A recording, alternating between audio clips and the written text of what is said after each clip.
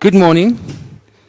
Today we're going to do the syntax in English, and Greek works exactly the same. If you know syntax, it is important, then you can do any language, because most languages has got exactly the same way of constructing sentences. And that is what we're going to have a look at this morning. It's very, very easy. Everything that you learned in school, you will be able to apply.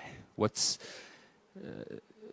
true of English and Afrikaans is exactly the same of Greek, concerning nouns, concerning verbs, concerning adjectives, and concerning adverbs. So everything is the same. And this is quite just a repetition of everything that you learned in school until now. Okay, let's just see what this is all about. At the end of this class, you must be able to interpret the syntax of English sentences. You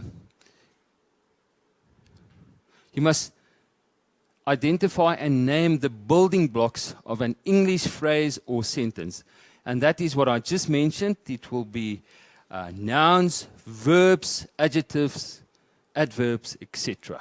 Everything is the same that you learned in high school. Okay, and then another outcome.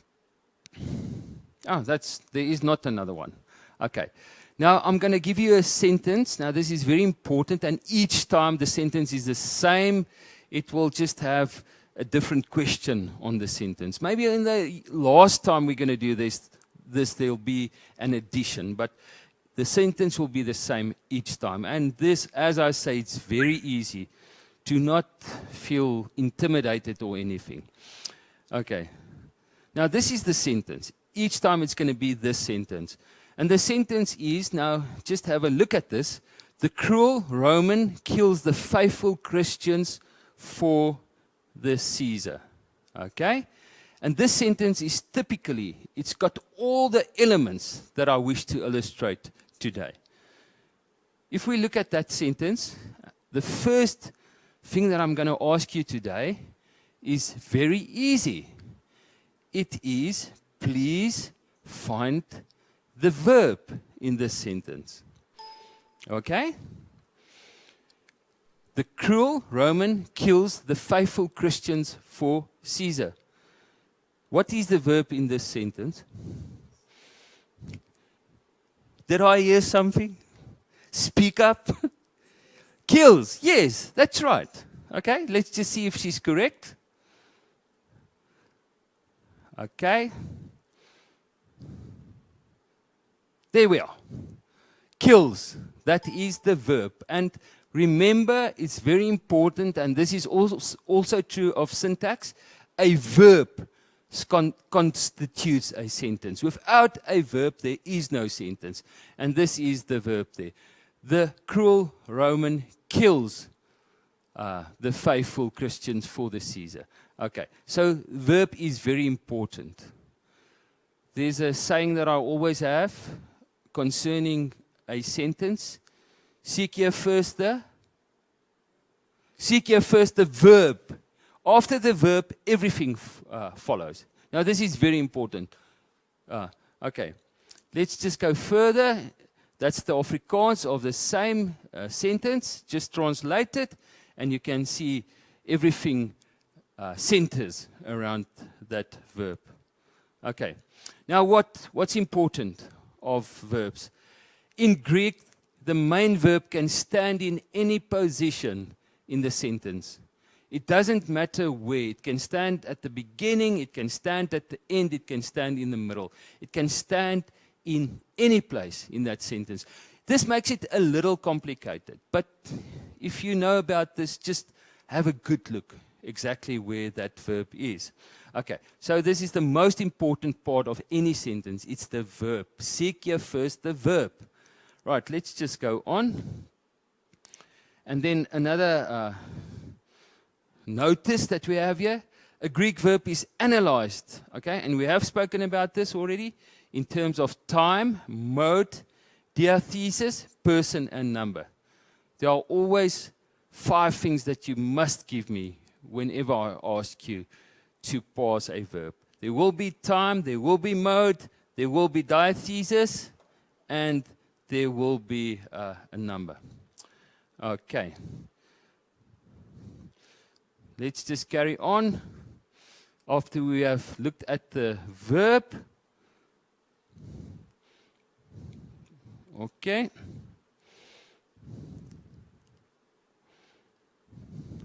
The next thing that we're going to look at is the subject in the sentence. The subject is usually the one that does the action. Okay? Now, if we look at our sentence, it's exactly the same as the one we just had. The cruel Roman kills the faithful Christians for Caesar. What would you say is the subject of this sentence? Pardon?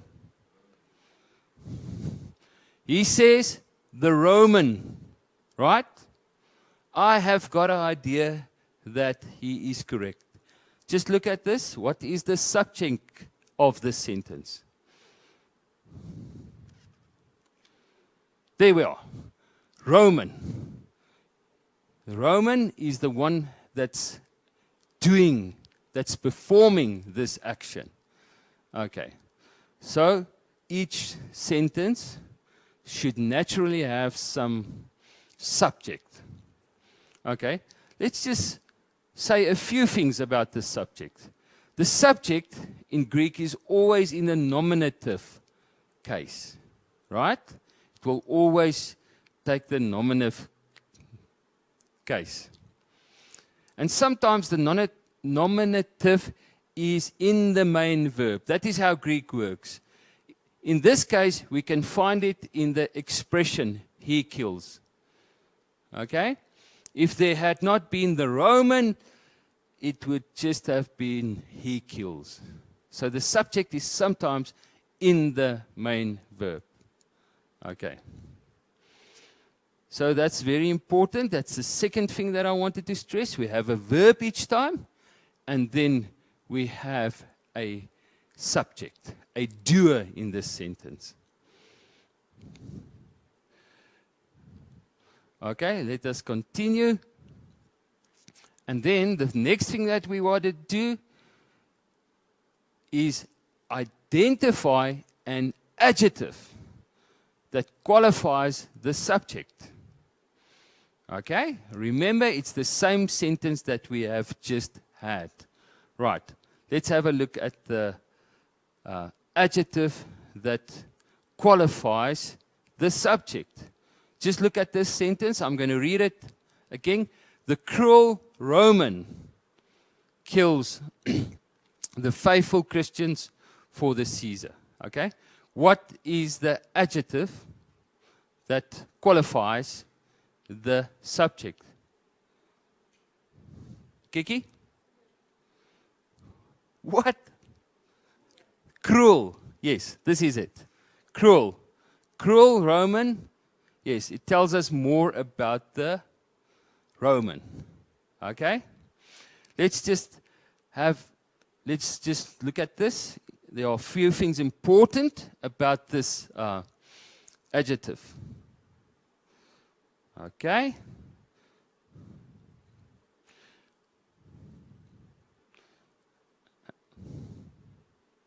And the adjective can be one of two things. Okay? It can qualify the subject in two ways. Do you know in what two ways it can qualify it? It's easy as well. Here we have it. It can either be attributive, and that is if it stands before the subject. Okay? Example, the cruel soldier. Okay? In this way, it is attributive. But it can also be predicative, and that is if it stands after the subject. In this case, when it is predicative, it will say the soldier is cruel. Okay. So, let's just quickly sum up. The subject can be qualified by an adjective. Adjective tells you more about the subject. And it can qualify the subject in two ways. The one is attributive, and that means it stands together or before the subject, like the cruel soldier, or it can be predicative, and that is if it stands after the subject. And usually if it is predicative, it will have an is in it. Usually I say this. Okay, let's continue. The next thing that we're going to do, next question that I'm going to ask is, you must look for the object in the sentence. Remember, it is the same sentence the whole time. And the sentence was what? The cruel Roman kills the faithful Christians for the Caesar. We have spoken about the verb, it is kills. We have spoken about the subject, and we said that's the Roman. And we have spoken about the qualifier for the subject, and we said that's an adjective, and we have said that it is an attributive adjective. And now we're continuing, and we're asking, what is the object in this sentence? What? Thank you. Tell me. Christians. That's right. Good. That is the object in this sentence. It is something that the action is performed upon. And that would be the Christians. Right. Let's just go a little bit further, and then we talk about this object. Okay. It says here, get to it just now. The object stands in the accusative case. Okay? The object, just like the subject, can be qualified in two ways. By an adjective. Right? Yet again, attributively and predicatively. Okay. So, this is how it works. And this is the object. It stands in the accusative case. And this is what this action is performed upon. Okay.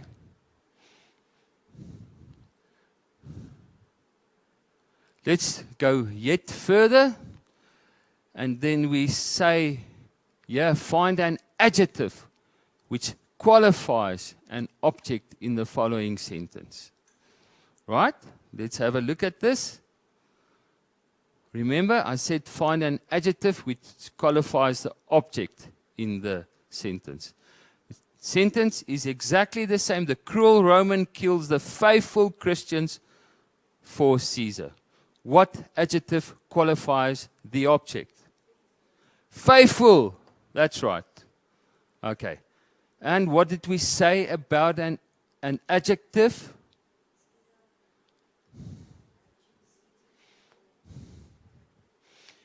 It's either attributive or predicative. That's right. And how does it stand here? It is before the object.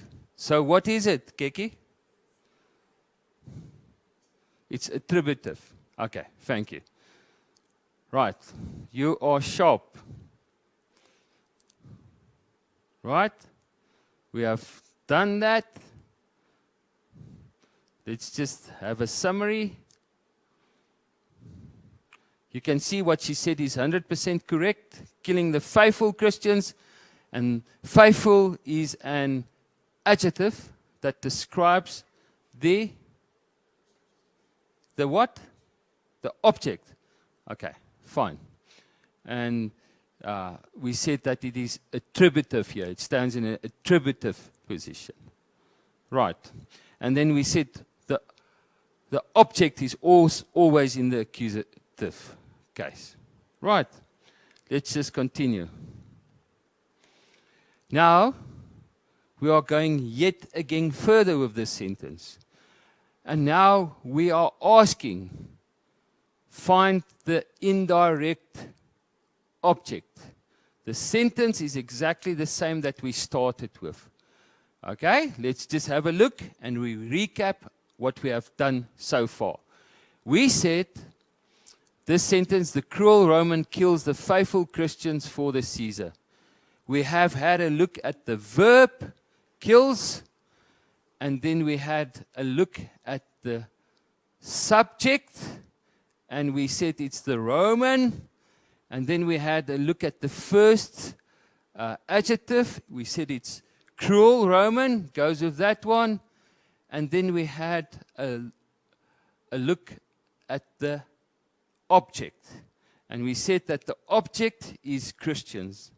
And then we said that faithful goes with Christians. It's an adjective. It's an adjective that goes with Christians. And we said both times that these adjectives were attributive. Okay? Cruel with Roman and faithful with Christians. Okay? And further, we also stated, and this is important, that the object, no, the subject, is always in the nominative case in Greek, okay? And then we also said that the object is always in the accusative case. Is that correct? Have we got this right? And now we've gone and we asked a further question. And what I asked is look for the indirect object.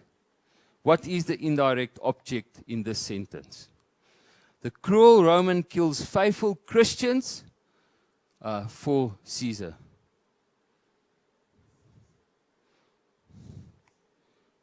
Who is the indirect object? Caesar. For the Caesar. You know, it's a further action. It tells you more what is happening here. Okay. Now that is the indirect object. Okay. Would you think it can be in the same case that the subject and the object was? Do you think it's in the same case? No. Okay. Any guess what case the indirect object in Greek could be in? We have spoken about the nominative. We have spoken about the accusative. What case would you think? Dative. Excellent. Thank you. Dative. Let's just have a look at this. Sure, it's going to tell us exactly the same question that I ask. Show the indirect object, and that is it for the Caesar. Okay? And then we said it's not going to be in the nominative case, it's not going to be in the accusative case, and what Kiki just said, it will be in the dative case for Caesar. 100% correct. Let's go further. And look what it says. The indirect object stands in the dative case. The dative case can also be qualified, this is it again, attributively or predicatively. Right. So, it can also be qualified each time. And this is easy. It's the syntax of each language works the same. Greek just names it other stuff.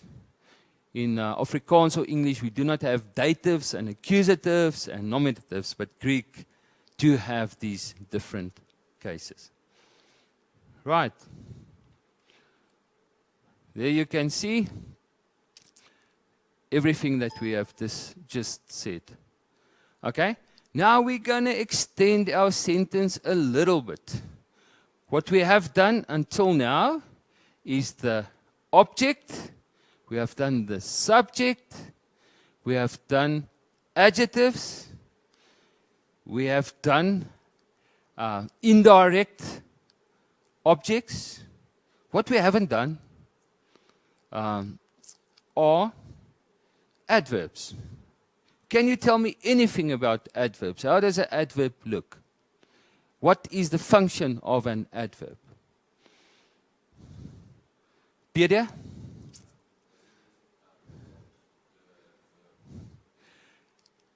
Peter says, and is correct, that an adverb, okay, it's in the name. It helps the verb. The adverb helps the verb. In what way does it help the verb? Excellent. He says by means of time, manner, and what? We'll get to the other one. Place. Excellent. The adverb helps the verb in terms of time, manner, and place. Okay. We know that already even before we started. This is matric work. Any language works like this. Let us continue. Okay. Now there's a big clue here. The same sentence, but something is added. Tomorrow, the cruel Roman will kill faithful Christians for the Caesar. What is the addition here that was not in the previous sentences? What is it? Tomorrow. And Pierre said, the adverb helps the verb. And he said it can be in three ways. Either in terms of time, in terms of manner, and the other one was place. Help me now. Which one is the adverb? Just as a matter of interest. We haven't spoken about that. Which one is the adverb? He says tomorrow. Does tomorrow tells us more about the killing? Yes, it does. And what does it tell us about the killing? What question would we ask here? When? When? Tomorrow. So this adverb tells us more about the killing in terms of time. Is that right? Okay? If it was in terms of manner, how would it have looked? Anything. The cruel Roman kills the faithful Christians in a manner. Just tell me something that would be an adverb. Violently. That's it. Then it would tell the way that it is done. Okay? Okay. So it can be in terms of time, it can be in terms of manner, and the other one is in terms of the place. Okay, excellent. Right, let's just see what I just said. You will see exactly the same what I just said there. And we said the adverb, as already stated, was tomorrow. Okay, so what we have done today is quite a lot. And it is important for the rest of this year. It is important for knowing Greek and doing it the correct way. I sum it up. We have worked with what today? What do we call sentences in any language? And how it works. Syntax. Is that right? And we have said there are 5 or 6 elements of a sentence. What is the most important element of a sentence? The verb. What did we say about the verb? Seek ye first the verb. Everything comes from the verb. Okay? Right. And what goes with this verb? What is important? Yes. But in terms of what we did today, what will the verb always have?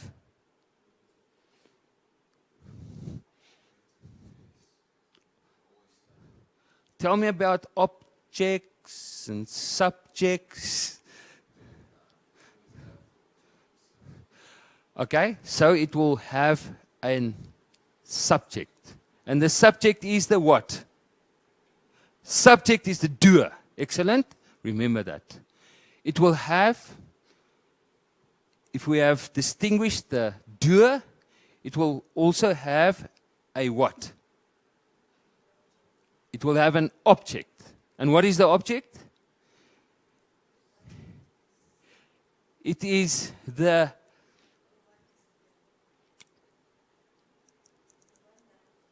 one that it is done with. Okay? Like he kicks the ball. Okay. So that is the object. Right? So we have distinguished three things. We have distinguished a verb. We have distinguished a subject. Okay? What have we distinguished as well?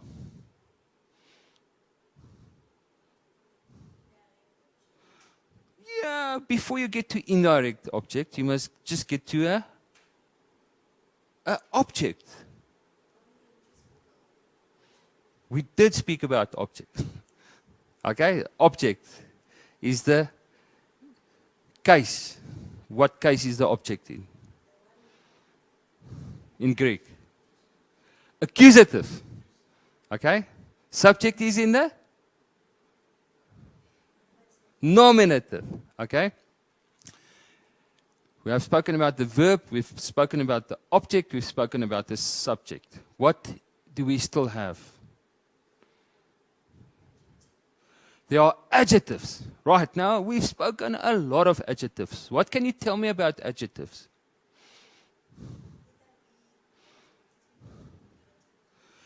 It can, okay, before you say that, what does an adjective qualify? The adjective tells you more about the subject. It tells you more about what as well? It can tell you more about the subject. It can tell you more about the object. It can tell you more about the indirect object. Okay, each time. That is how it works. And it can stand in what positions, what you just said? It can either be attributive or it can be predicative. When is it attributive? When it's before the subject. Give me an example. The cruel soldier. The good man. Okay?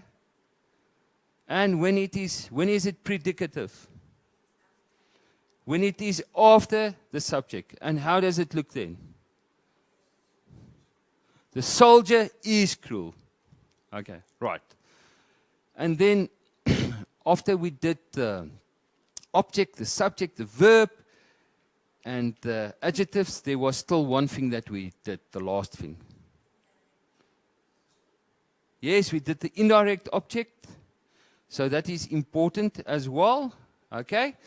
And that is for the Caesar, or it's not a direct object. And the indirect object can also be qualified in terms of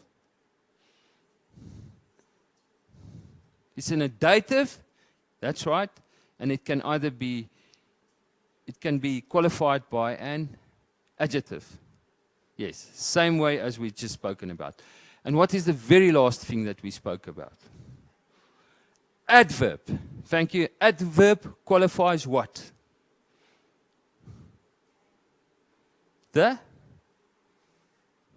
What does it qualify? The verb.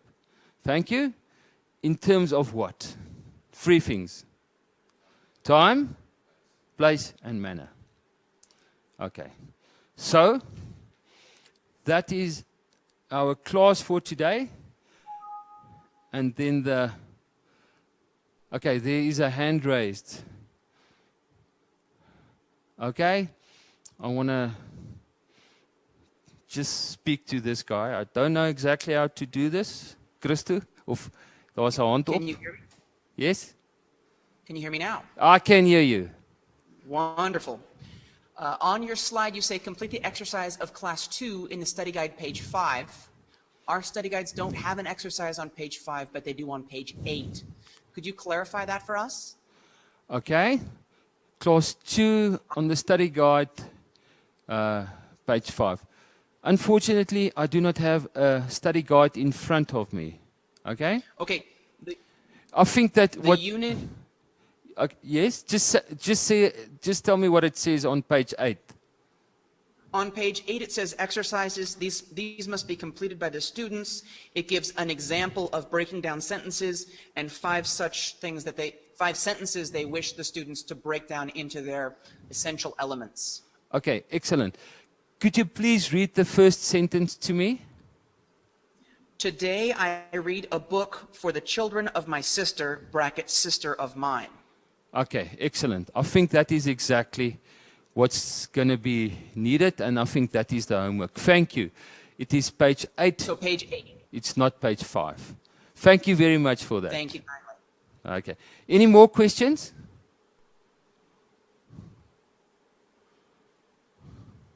No more question. Okay. Have you got any more questions? Okay. Kiki?